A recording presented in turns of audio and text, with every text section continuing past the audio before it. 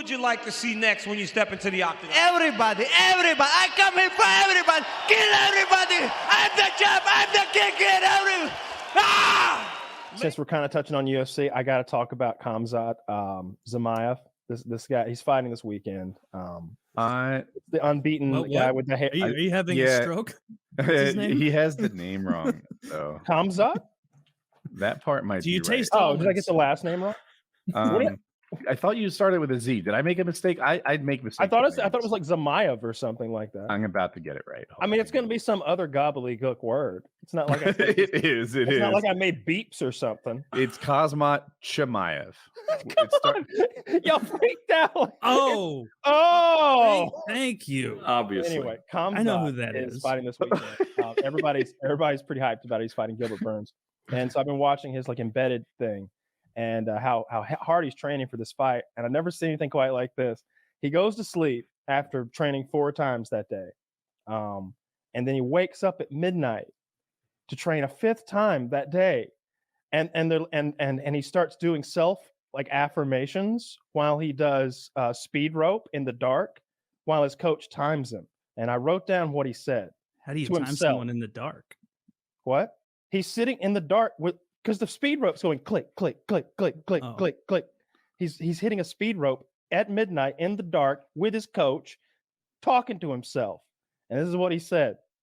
I'm the best ever. Click, click, click, click. Better than everybody. Smash everybody. Nobody's like me. He's too slow, coach. He's too weak. I'm too strong, too fast. My conditioning has no limit. Limited edition conditioning. And then he said something, and then the music like kicks in and like the little docudrama, and it goes, he said, my right hand, coach, it broke the mountains. And then he starts going fast. And I was like, all right, I like this guy a lot. This guy's great. He's talking about breaking mountains and shit. Was he doing it? Was he saying that like in kind of broken English? Oh yeah, in that like cutesy sort of like barely able to speak the language kind of nonsense. In an endearing way. Very much endearing. Yeah. It's and when he says smash, he says smash. It's Smish. no, I'm looking forward to that fight big time. So he was talking about how he got inspired to go into the UFC, right? So at this point, he's like the number 2 Swiss wrestler or something. I don't know why he wrestles in Switzerland. He's Russian of some sort. But anyway, he watches Conor McGregor knock out Jose Aldo in 13 seconds. Conor McGregor is a bad man right now, the baddest man on the planet in his weight class. And he says this: if that guy did that shit, why can't I? Mentally, I'm stronger than him. My body, bigger than him. I was feeling at that time, if I met him outside, I could break him. If he makes that money, why not me? And it's like, dude, when I was watching Conor on his run, I never thought that. I never thought, why not me? I honestly thought like, oh wow, so they make ninjas in Ireland. Oh, okay. No, that's a good quote. Oh God, it's in Western Russia, right? That's where they had like those ethnic cleansing wars for like a decade. This guy's maybe that's not a hair lip, maybe it's a bullet wound. I don't understand Russian borders anymore. I don't either. Well, they border like 30 fucking countries. But like, what is Russia? What is just what Russia thinks is Russia? Is Georgia Russia, for example? Yes. They'd like it to. I think Chechnya is Russia, but I don't know. Yeah, Chechnya is a region of Russia, so that's why like Khabib is Russian. Well, he's not. He's from there, right? No, he's from Dagestan. Oh, well, I was just using the only other guy I know, Dagestan. Now, see that could be Russia too. I don't know. Relevant though. He's just a hard as nail motherfucker who grew up in a rough place, and really looking forward to see him fight this weekend. He's a real ugly guy too, which I appreciate. Do you ever just look at a map of Europe without the names and realize you don't know anything about how the world works? Oh God, I do that with lots of maps too. Can you believe they got? Oh, can we talk UFC? Yeah, sure. So Kyle, we talked about Chimaev a little bit. I'm kind of looking forward to the Petyr Yan. His name, Aljamain Sterling. What is Sterling's first name? Aljamain Sterling, and it's Pate. It's like a Petyr or Pate. How does that fucking Russian? Oh, Petr. Yeah. Yeah. So Petyr. Sterling versus Yan. This is an interesting fight. So they met before the first time. Kyle probably knows this, but for the audience's benefit, Petyr Yan, just work with me on the names, and Sterling. Yan got the best of him. Like, you can't find 10 seconds in a row where Sterling looked like the better fighter. Yan was just taking it to him. And I forget how many rounds it went, but call it 4. I don't know, something like that. And so the white guy was just beating him every moment of that fight virtually. And then at one point, Sterling, who's on the right, the black guy, is down on his knees, and Petyr Yan knees him in the head. So then that's illegal. And the ref turns to Sterling, this is the black guy on the right of the picture, and says, "Can you continue?" And he knows, if I can't, the other guy gets disqualified, and I become champion of the world. Champion of the world. And with the champion doesn't just come prestige like you might think, that they get, like, I think, pay-per-view points. I don't know if every champion is the same contract. And but there's definitely a lot of money involved in getting the belt. I know that the Venom deal, what used to be it's a whole different Reebok contract. deal, Yeah, it's good stuff. It's good stuff. This is life-changing money. And all he has to do is say, "I can't go on." And keep in mind, he's just had his butt beaten for all this time. It's not his night. We all know it's not his night. We know it's not going his way. But he made the business decision and said, "Give me that belt." Well, initially, everyone hated him for it. They were very angry at this guy, Sterling on the right, because they're like, "You're not a champion. You lost that fight. We all watched it. We all saw you lose. That is not what winning a fight looks like." And he was like, "Yeah, I'm injured. I can't go on." Then he changed his tune. Then he just started leaning into it. He's like, "I'm going to beat this guy down." That guy was so scared of me, he had to find a way out of the fight. That's why he needed me in the head. He knew I was about to whoop his ass. Yeah. So he found an exit door. I've seen his Instagram videos making fun of this. Like he's leaned completely into it. And everybody loves him. Now he's the underdog, but he may have to pay for his jokes. Oh, I don't love him. I think he's a bitch, and I hope that Pistol Pete, as I like to call him, puts a real painful whooping on him. I look forward to that. But the people's main event is Khamzat. Like that's the fight. That's if I could only see one of the fights that's happening that night, it would be it. The girls fight, it's maybe Tecia Torres, and it's two pretty girls, which is Mackenzie Dern. Yeah. Mackenzie doesn't look pretty in this picture, but I agree with you. I think of her as one of the prettiest girls. I saw them at the presser, sitting across from each other. Both of them looked great. Well, okay. One of them has a big head, but yeah, I'm with you on the people's main event concept. This Khamzat versus Gilbert Burns, Khamzat Chimaev. Khamzat? It looks like Khamzat, and then Chimaev. Anyway, this guy has my interest. He's 10-0.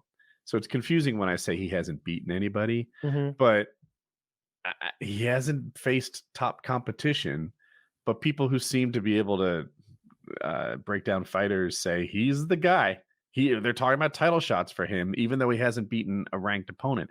Now he's going up against the number 2 guy, not just ranked, but like the top of the rankings. And if he wins this, Burns is number 2. Yeah, I'm confirming that. Yeah, I'm right. Wow, I had no idea. Yeah, I knew he was a ranked opponent, but I didn't know he's second. So number 2 is kind of 3. It goes champion 1, 2. Oh no, I feel you. But yeah. Like number. Sometimes I say things for the listeners. Yeah. Wow, I'm even more excited now. This is a huge test for him. Yes. Yeah. So I saw them meet each other in a hallway, and they were super friendly. But Khamzat is like got that jokey kind of weird way about it. And he's like, "You look small, brother. You look weak, brother. You need a banana or some chocolate," because he's all dehydrated, for the weight cut. He's like, "Show me your power." And like, I think he wanted to like bear hug each other and squeeze. I think that's what he wanted. He's like, "Show me your power," and like reached out. And he's like, "I'll show you on Saturday." He's like, "Show me your power," and he's like indignant. And then at the press conference, they're like, "What do you think's gonna happen?" He's like, "I saw him yesterday, and I told him, 'Show me your power.'" He would not. It's like this if guy he asked me to show him my power, I'd be like, Let's Hogan.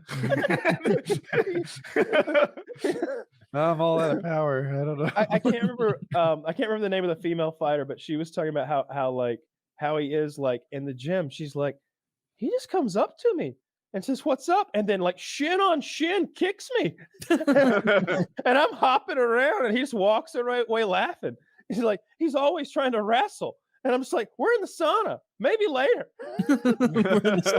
Just want some naked, slippery wrestling. He just apparently like always on wants his to side. like, yeah, me too. No, she was not complaining in like a sexual kind of way. She was just saying like he's just like a always wanting to like fight, even if it's a jokey fight kind of guy all the time. He seems really funny. I agree with Daniel Cormier. He needs to like stop being in front of the camera so much and be more of a mystery, because that's what he's been up until now. And now he just kind of seems like Darren Till's goofy roommate. Yeah, I saw him and Darren Till just like they're like talking on FaceTime or something, but it's getting recorded. And he's like, Cosmot, like, what would you do if this? And he just randomly has like a 12-inch Bowie knife that he pulls out. He's like, oh, I would do this. And it's like, Jesus, this guy's psycho. I don't know. I like him on social media with Till, but I can see the other argument too. Yeah, Cormier was trying to make it out like they were gay or something on his show. He's like, "What is this? What is this? Well, you guys are like always hugging. You're like close and you're kissing." And Khamzat was perfect. It was like, "Yeah, I've seen you do all that with Khabib all the time. You and Khabib hugging and kissing." And he's like, "All right, but do you think it's a good idea?" Like he's just trying to like change the subject right away. You remember when he got Luke Rockhold to say he loved him? Yeah. MMA is a weird place, but it's been good. I'm afraid that like if Dana White weren't in the sport, it would be shitty. I really think it would be. I think that he is the guy who's close enough to like what the people want, and like he's right there between like giving us and I don't know the people who own that multi-billion-dollar corporation, and he's able to really shape the product in a way that's awesome. And like you bitch and moan about fighter pay all you want. I don't give a shit how much money they make. I want to see them beat each other up. Pay them less.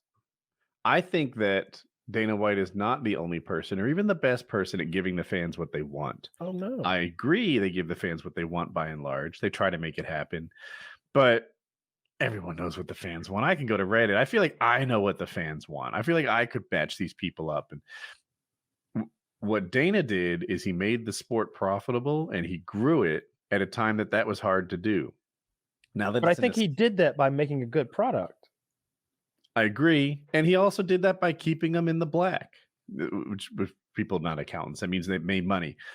He kept the company profitable throughout this period of growth and reinvestment, and that's hard to do, and I admire it.